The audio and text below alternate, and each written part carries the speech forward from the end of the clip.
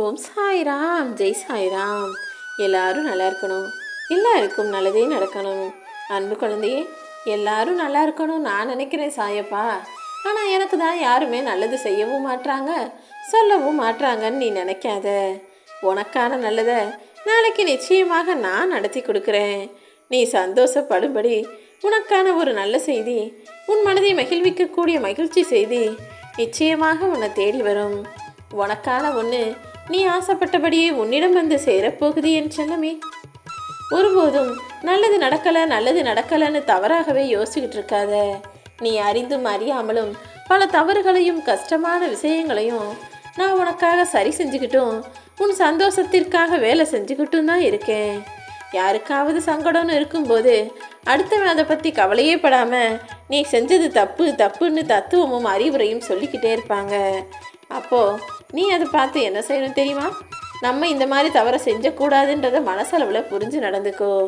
சங்கடம்னு இருக்கிறவங்க கிட்ட போய் அறிவுரை சொல்லாமல் அதற்கான தீர்வை மட்டுமே சொல்லக்கூடிய அறிவுள்ள பிள்ளையாக நீ இருந்தீனா உனக்கு உறவுகளும் நட்புகளும் இன்னும் அதிகமாவாங்க.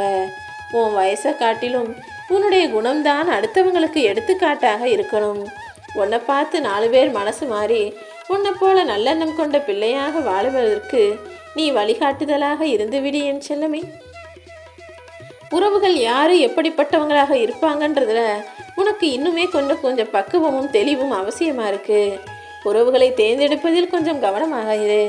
ஏன்னா உனக்கு நிம்மதியை தரப்போறது அவங்க தான். நீ பாட்டுக்க உன் வேலையை செஞ்சுக்கிட்டு இருப்ப, நீ பாட்டுக்க நிம்மதியாக சந்தோஷமாக வாழ்க்கையை வாழ்ந்துக்கிட்டு இருப்ப.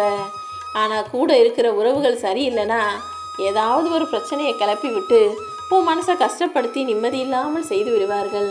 அதனால தான் நல்ல உறவுகளை உன் கூட வச்சுக்கோ, நீ நிம்மதியாக இருக்க முடியும்.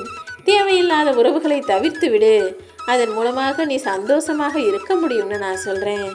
உன் மனசை அலைப்பாஞ்சிக்கிட்டே இருக்காம மனசை முதல்ல அமைதிப்படுத்து. சில நேரங்களில் சில மனிதர்கள் செய்யக்கூடிய செயல்கள் உனக்கு எரிச்சலையும் ஆத்திரத்தையும் உண்டு பண்ணினாலும் கூட நீ அமைதியாக இருக்க முயற்சி செய்யன்னு செல்லமே. உன்னுடைய பிரச்சனையை நீ தான் பெருசாக மலை போல நினச்சிக்கிட்டு இருக்கியே தவிர அது ஊதினால் பறக்கக்கூடிய சாதாரண காகிதம் போல தான். நீ உன்னுடைய பிரச்சனை எவ்வளவு சுலபம்னு நினைக்கிறியோ அவ்வளவு சுலபமாக அது உன்னை விட்டு விலகி போயிடும். ஆனால் உன் மனசு என்னவோ அதை ஏற்றுக்கவே மாட்டேங்குது. நீயே உனக்குள்ள ஆறுதல் சொல்கிற, இது சரியாகும்னு உனக்கு தைரியமும் நம்பிக்கையும் கொடுத்தாலும் இது சரியாகாமல் போயிட்டா என்ன பண்ணுறதுன்ற சந்தேகமும் கவலையும் குழப்பமும் உன்னை ஆக்கிரமிச்சிருது. அதனால் பிரச்சனையை நினச்சி அதனால் இன்னொரு பிரச்சனைன்னு சாதாரண பிரச்சனை என்பது மிகப்பெரிய பிரச்சனையாக உனக்கு மனபாரத்தை கொடுக்கக்கூடியதாக மாறிடுது. யார் உன்னை எந்த இடத்தில் நிராகரித்தாலும் ஏன் இப்படி செய்றீங்கன்னு காரணம் கேட்காம நீயும் அவர்களை நிராகரித்து அவர்களை மறந்து கடந்து போக கற்றுக்கோ. அவர்கள் தானாகவே உன்னை தேடி வரும்படி நான் செய்து காட்டுவேன் என் செல்லமே. எப்போவுமே மனசாட்சியோடு இருக்கிறவன் நியாயமாக பேசுவான். ஆனால் மனசாட்சி இல்லாதவர்களிடம் நியாயங்கள் கூட மௌனமாக இருந்து விடுகிறது. நீயும் முடிஞ்ச அளவுக்கு மௌனமாக எல்லா விஷயங்களையும் கடந்து போய்விடு. அவரவர் உடலில் அவர்களுடைய அழகு எப்படிப்பட்டதாக இருக்கின்றத கண்ணாடி எப்படி காட்டுதோ அதே போல உன்னுடைய உள்ளத்தின் அழகை உன் சொல்லிலும் செயலிலும் என்னால் பார்க்க முடியும். மனசை எப்பவும் சுத்தமாக வச்சுக்கிட்டினா நீ பேசக்கூடிய வார்த்தைகளும் செய்யக்கூடிய செயல்களும் கூட அழகானதாக இருக்குமென்னு சொல்லவே. முதல்ல மனசுக்குள்ளே ஒருத்தர் எப்படிப்பட்டவன்கிறத வெளியில் முகத்தில் பார்க்கவே முடியாது. நீ பாட்டுக்க ஒருத்தர் நல்லா இருக்காங்க, பார்க்குறதுக்கு ரொம்ப நீட்டாக இருக்காங்க, நல்லா பேசுகிறாங்க, இவங்க நல்லவங்களாக தான் இருப்பாங்கன்னு முடிவுக்கு வந்துட வேண்டாம். ஏன்னா இப்போ இருக்கிற மனிதர்கள் எல்லாருமே மனசுக்குள்ளே ஒன்றை வச்சுக்கிட்டு வெளியே நல்லவன் போல பேசக்கூடியவர்களாக நடிக்கக்கூடியவர்களாக மாறிட்டாங்க. இப்போதெல்லாம் அகத்தை வைத்து முகத்தை கண்டுபிடிக்கவும் முடியாது, முகத்தை வைத்து அழகத்தை அவர்களுடைய மனசு நல்லா இருக்கும்னு சொல்லவும் முடியாது. நீ எப்போதும் உன்னை சுற்றி இருப்பவர்கள் உனக்கு எதிராக இருக்காங்களா எதிராக பேசுகிறாங்களான்னு எதை பற்றியும் யோசிக்க வேண்டாம்.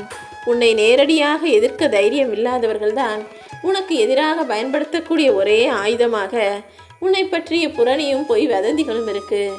உன்னை பற்றி உனக்கு எதிராக யார் என்ன சொன்னாலும் அதை நீ பெருசாக எடுத்துக்க வேண்டாமேன்னு சொல்லமே. மறக்க வேண்டியதை நினச்சிட்டு நினைக்க வேண்டிய நல்ல விஷயங்களை மட்டும் நினச்சிக்கிட்டு உன் வாழ்க்கையை அழகாக வாழ்ந்துட்டு போ.